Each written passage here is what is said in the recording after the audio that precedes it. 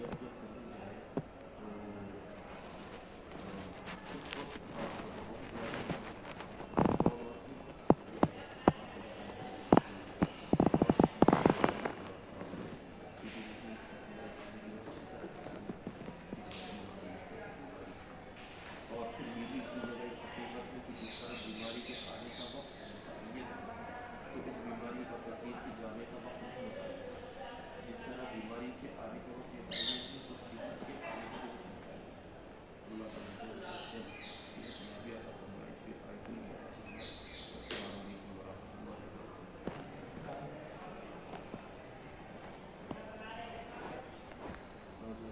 السلام وعلیکم السلام ورحمۃ اللہ وبرکاتہ۔ آپ پہلی دفعہ آ رہے ہیں تشریف لے گئے؟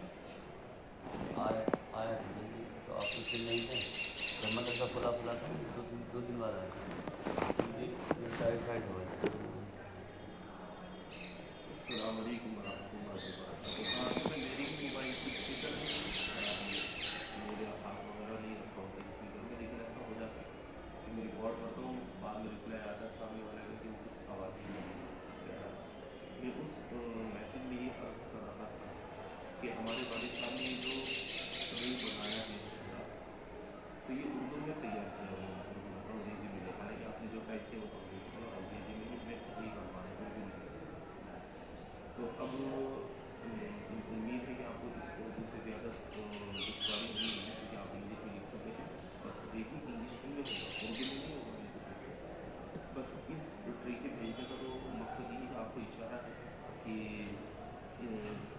یہ جو بڑے بیٹے ہیں، بڑے بیٹے کی فیملی یہ ہے، ان کے نیچے ان تمام کے نام آ رہے ہیں، دوسرے بیٹے کی فیملی یہ ہے، ان کے داماد بہو یہ ہے، اور تیسرے بیٹے کی فیملی ہے، ان کے داماد بہو یہ ہے۔ تو اس سے آپ کو اشارہ مل جائے گا، اردو کا آپ اگر نام پڑھیں گے تو اس سے آپ کو پتہ چلے گا۔ تو امید کرتا ہوں کہ بات واضح ہو گئی ہوگی۔ السلام علیکم۔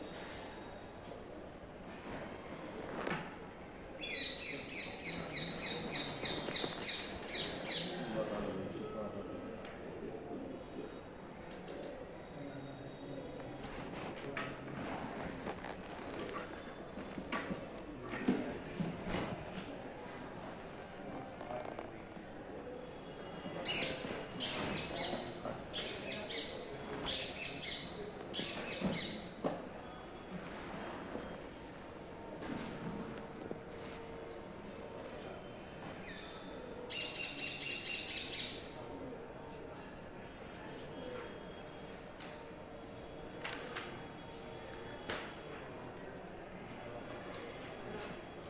صفحہ نمبر 66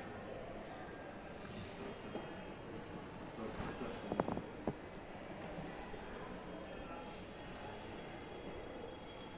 بسم اللہ الرحمن الرحیم۔ والتغیر انما وقع في الصورة فقط ولا يلتقط بما خلق عنه بعض الحروف كالاسماء المحروفة الإعجاز مثل يد وزمين۔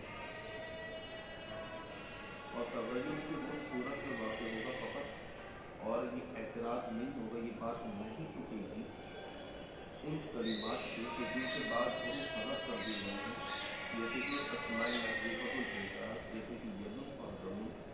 فإن المادۃ لیست باقیۃ فیہا، کیونکہ مادہ اس میں باقی ہی نہیں ہے۔ وأن خروجہ عن ذکر، لوگوں نے کہہ رہا ہے غیر منصرف تو بات شروع ہو، اور غیر منصرف کی آغاز پہ یہ تعریف ہے کہ غیر منصرف کہتے ہیں کہ جس کلمے میں غیر نوع علتوں میں سے کوئی دو علت یا کوئی ایک ایسی علت جو دو علتوں کے قائم مقام پائی جائے تو غیر منصرف۔ لہذا وہ نوع علتیں کیا کیا ہے؟ عدل، وصف، تانیث، معرفہ، اجماع، جمع، ترکیب، وصف، یہ نوع۔ ان نوع میں سے کوئی بھی دو پائی جائے تو غیر منصرف، کوئی بھی دو، یا یہ کہ ان نوع میں سے کوئی ایک ایسی علت پائی جا رہی ہے، کوئی ایسی علت کہ جو دو علتوں کے قائم مقام، تو وہاں پر وہ بھی غیر منصرف بن جائے گا۔ تو نوع علتوں میں سے ہر علت ایسی نہیں ہے جو دو کے قائم مقام ہے، وہ کچھ ہی ہے کہ جو دو علتوں کے قائم مقام ہے۔ اب وہ کون سی علت فرمائے؟ وہ دو علت ہے، نمبر ایک ہے جمع، اور جمع سے مراد جمع منتہی الجموع، ٹھیک ہے؟ تو جمع منتہی الجموع یہ ایک علت دو علتوں کے قائم مقام۔ دوسری چیز ہے تانیث، اور تانیث سے مراد ایک خاص تانیث کی مختلف قسمیں، تانیث سے الف مقصورہ الف ممدودہ والی تانیث، یہ دو علتوں کے قائم مقام ہے. ٹھیک ہے. تو فرماتے ہیں کہ اگر کسی کلمے میں الف مقصورہ ہے بس اور کوئی دوسری علامت نہیں ہے تو وہ غیر منصرف ہے. الف ممدودہ ہے تو وہ بھی غیر منصرف ہے جیسے کہ اب فرماتے ہیں کہ جمع جو ہے، جمع یہ ایک علت دو علتوں کے قائم مقام کیوں ہے؟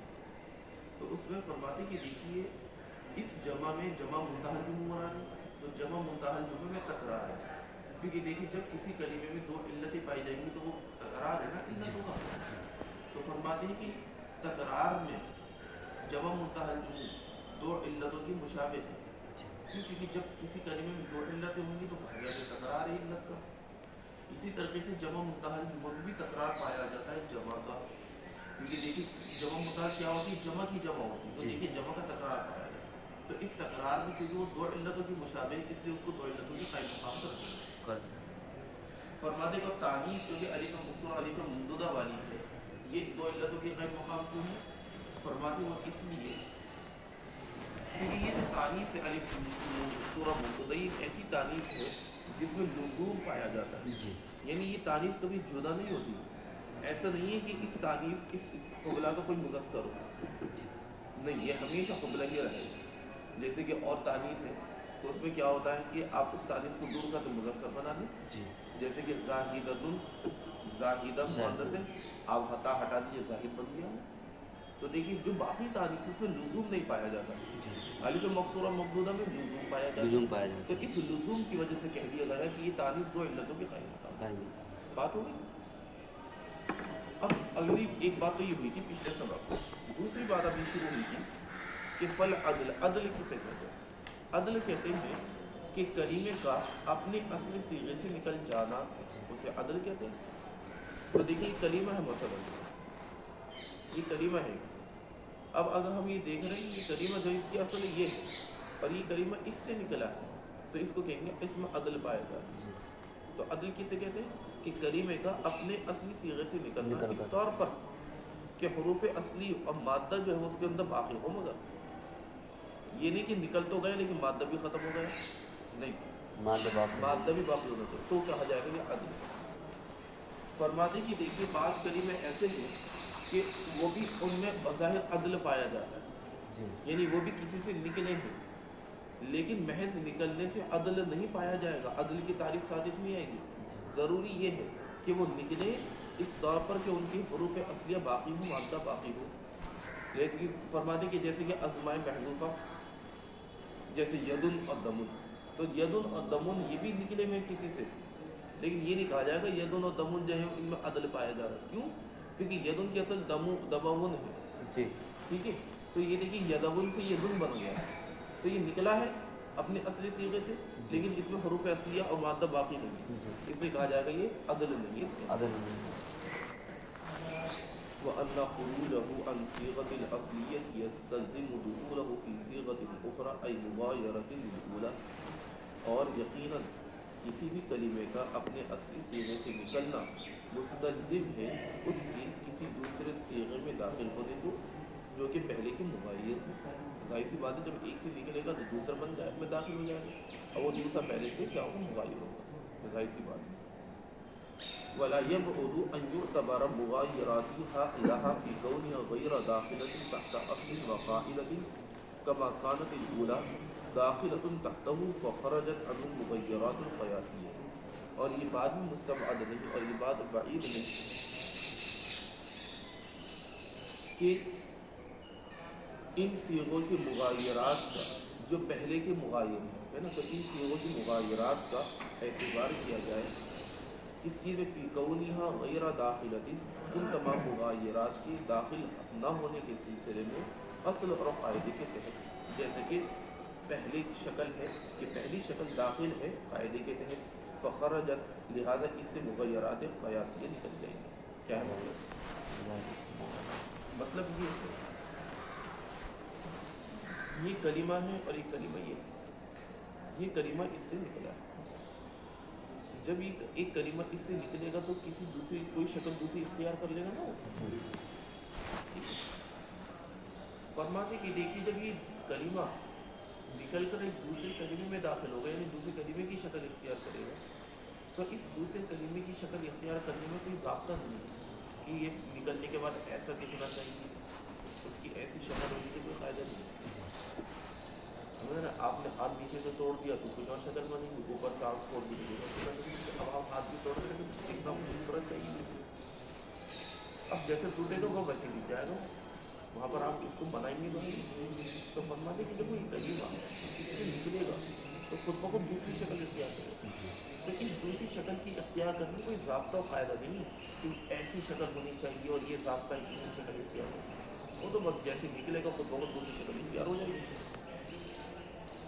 جیسے کہ فرمائے کہ جیسے کہ پہلی شکل میں یعنی جب ہم کوئی کلمہ وضع کرتے ہیں تو اس پہلے کلمے کو وضع کرنے میں تو قاعدے و ضابطے ہیں, لیکن جب اس کلمے اولا سے نکالا جائے گا اور وہ دوسری شکل اختیار کرے گا تو اس دوسری شکل کی اختیار کرنے میں کوئی قاعدہ اور ضابطہ نہیں. آئی بات سمجھ. برخلاف مغیرات قیاسیہ کے کچھ کلمات ایسے ہوتے ہیں کہ ان میں بدلاؤ آتا ہے قیاس کرنے کی وجہ سے. تو فرماتے کہ مغیرات قیاسیہ جو ہے اب تک بات کیا کہیں کہ جب ہم کسی کلمے کو نکالیں گے تو اس میں بدلاؤ آئے گا, تبدیلی آئے گی, لیکن اس تبدیلی کے لیے کوئی ضابطہ نہیں ہے, جو بھی شکل آ جائے خود بخود اختیار ہو جائے گی. لیکن فرماتے مغیرات قیاسیہ جو ہے ان میں ضابطہ ہے. مغیرات قیاسیہ کا مطلب یہ کہ اگر ایک کلمہ ہے اور آپ اس کلمے میں کوئی تبدیلی لا رہے ہیں قیاس کرنے کی بنیاد پر تو وہاں پر ضابطہ ہے کہ آپ کو ان باتوں کا خیال رکھنا ہے. وَأَمَّا الْمُغَيِّرَاتُ الشَّاذَّةُ فَلَا نُسَلِّمُ أَنَّهَا مُخْرِجَةٌ عَنْ سِيَاقِ الْأَسْمَاءِ فَإِنَّ الظَّاهِرَ أَنَّ مِثْلَ أَقْوَسٍ وَأَنْيُبٍ مِنَ الْجُمُوعِ الشَّاذَّةِ لَيْسَتْ مُخْرَجَةً عَمَّا هُوَ الْقِيَاسُ فِيهَا أَعْنِي أَقْوَاسًا وَأَنْيَابًا بَلْ إِنَّمَا جُمِعَ الْقَوْسُ وَالنَّابُ ابْتِدَاءً عَلَى أَقْوَسٍ وَأَنْيُبٍ عَلَى خِلَافِ الْقِيَاسِ مِنْ غَيْرِ أَنْ يُعْتَبَرَ جَمْعُهَا أَوَّلًا عَلَى أَقْوَاسٍ وَأَنْيَابٍ وإخراج أقوس وأنيب عنهما. اور بہرحال مغیرات شاذہ تو ہم تسلیم نہیں کرتے کہ وہ مغیرات شاذہ نکالے جاتے ہیں اپنی صیغہ اصلیہ سے, یہ میں تسلیم نہیں فرماتے کہ مغیرات شاذہ جو ہے وہ ان میں تبدیلی ہوتی ہے. مغیرات شاذہ کا مطلب یہ ہے کہ جن میں تبدیلی ہوتی اور شاذہ کا مطلب یہ کہ ایسی مثالیں کم ہوتی ہیں. ٹھیک ہے, تو مغیرات شاذہ میں کیا ہوتا ہے وہ یہ کہہ رہے ہیں کہ مغیرات شاذہ بھی کسی کلمے سے نکلیں گے. تو کہنے والا یہ کہہ رہا ہے کہ مغیرات شاذہ کے بارے میں ہم یہ کہتے ہیں کہ یہ اپنے اصل کلمے سے نہیں نکلتے بلکہ یہ خلاف قیاس کو کچھ نہ کچھ بنا دیا. اس لیے کہ ظاہر یہ ہے کہ جیسے کہ اقوس اور انیب جو کہ جموع شاذہ میں سے ہے نا, یہ اس قاعدے سے نہیں نکلے جس قاعدے کا جو قاعدہ قیاس کے مطابق ہے. آئی بات سنیں, یعنی اقواس اور انیاب سے نہیں نکلے بلکہ صرف جمع لائی گئی ہے قوس اور نابن. قوس اور نابن کی جمع لائی گئی ہے ابتداء اقوس اور انیب کے وزن پر خلاف قیاس. اس بات کا اعتبار کیے بغیر ان دونوں کی اولا اقواس اور انیاب پر قیاس کیے بغیر کیا فرماتے کہ دیکھیں جیسے کہ اقوس اور انیب یہ مغیرات شاذہ کی مثال ہے. اقوس اور انیب فرماتے کہ دیکھیے اقوس اور انیب جو ہے یہ کس کی جمع ہے قوسن کی اور نابن. قوس کمان نابن کیا بولتے نابن یہ جو شیر کے پنجہ ٹھیک ہے نابن. تو فرماتے کہ قوس اور اقوس اور انیابن ہے یہ قوس اور نابن کی جمع ہے لیکن خلاف قیاس کیونکہ قوس کی جمع اقواس آنی چاہیے وہ اقوس اور انیاب انیب اقوس اور انیب. تو فرماتے اقوس اور انیب کی جمع ہے کس کی جمع ہے قوسن کی اور نابن. لیکن فرماتے جو جمع ہی خلاف قیاس ہے کیونکہ قوسن کی جمع اقوس آنی چاہیے اور نابن کی جمع انیب نہیں آنی چاہیے قاعدے کی وجہ. لیکن یہ قاعدے سے ہٹ کر قوسن کی جمع اقوس بنا دی نابن کی جمع انیب بنا دی. کیونکہ قاعدہ تو یہ تھا کہ قوسن کی جمع اقواس آتی پھر اقواس سے اقوس بناتے, نابن کی جمع انیاب آتی پھر انیاب سے انیب بناتے یعنی جمع متحد.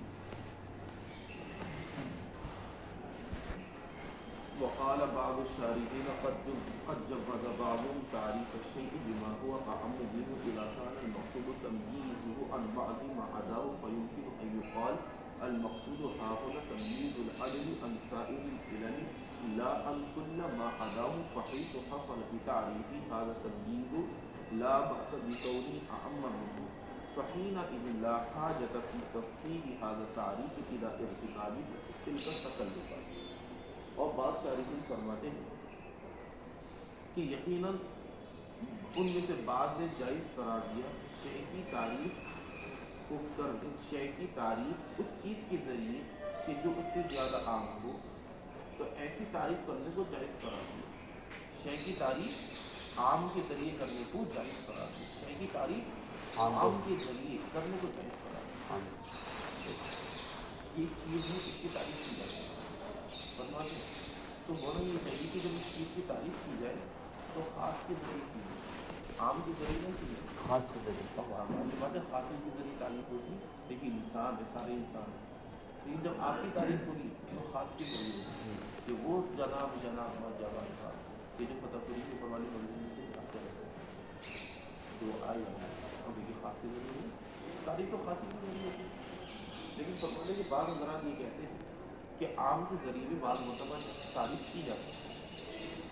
ٹھیک ہے، بس جو ضروری ہے وہ سمجھتے جائیے. ایک بات ہوگی یہ تو انہوں نے تبلیغ قائم کر دی. اب دوسری بات جو اصل ہے اشکال یہ ہوا کہ عدل کی تعریف جو آپ نے کی ہے وہ تعریف آپ نے عدل کی تعریف کی اور عدل کی تعریف کے بعد اشکال یہ ہو رہا ہے کہ عدل کی تعریف آپ نے عام کے ذریعے کر دی اور عام کے ذریعے کی اس لیے کتنے سارے تکلفات کا سہارا لینا پڑ رہا ہے. اتنے سارے تکلفات کی جو انہوں نے کہا نا مغیرات شاذہ مغیرات، تو چونکہ عدل کی تعریف عام کے ذریعے کی گئی اور عام کے ذریعے تعریف نہیں کی جاتی، اس لیے اب تعریف کو صحیح کرنے کے لیے انہوں نے تکلفات کا سہارا لینا پڑا. کیونکہ آپ کی تعریف کر دی عام کے ذریعے، لیکن ابھی بھی تو سمجھ میں نہیں آئیں گے جاوید صاحب جب ہم نے عموم کے ذریعے تعریف کر دی کہ جاوید صاحب وہ کہ جو پڑھتے ہیں پنجے میں، تو یہ تعریف عام کے ذریعے ہوگی، جو پڑھتے تو آپ بھی پڑھتے یہ بھی. تو جب عام کے ذریعے تعریف کی جائے گی تو اب اور سمجھانا پڑے گا، بات کو لمبا کرنا پڑے گا کہ بھائی ہاں وہ پڑھتے پھر ان تین چاروں میں وہ جو ایسے بھی تو عام تعریف جو کی جاتی ہے مجھے خاص کے ذریعے کی جاتی ہے. لیکن اگر عام کے ذریعے کر دی گئی تو آپ کو اور سمجھانا پڑے گا. تو کہنے والے یہ کہہ رہا ہے کہ آپ نے عدل کی تعریف عام کے ذریعے کر دی کیونکہ کرنی نہیں چاہیے، لیکن چونکہ کر دی اس لیے ہمیں یہ سارے تکلفات کرنے پڑ رہا، مغیرات شاذہ سمجھانا پڑ رہا، مغیرات قیاسیہ سمجھانا پڑ رہا. یہ کہنے والا کیا ہے؟ تو اس کا جواب یہ دیا گیا، دیکھیے بعض مرتبہ کسی کلمے کی تعریف عام کے ذریعے کی جا سکتی ہے، اس میں کوئی حرج نہیں ہے. ہاں بعض مرتبہ پریشانی ہوگی لیکن ہمیشہ پریشانی نہیں ہوگی. لہذا یہاں پر جو عدل کی تعریف عام کے ذریعے کی گئی ہے تو یہاں پر ان تکلفات کے سہارا لینے کی کوئی ضرورت نہیں، کیونکہ بعض حضرات نے بعض کلموں کی تعریف عام کے ذریعے کرنے کو جائز قرار دیا ہے. اسی کو فرمایا کہ لا حاجت فی تصحیح ھذا التعریف الی ارتکاب تلک التکلفات، اور ضرورت نہیں اس تعریف کی تصحیح کے سلسلے میں ان تکلفات کی ارتکاب کی، یعنی سارے تکلفات کو بیان کرنے کی کوئی ضرورت نہیں. ہم نے جو آج کی تعریف بیان کی وعلم آئی کیا وعلم جو ہے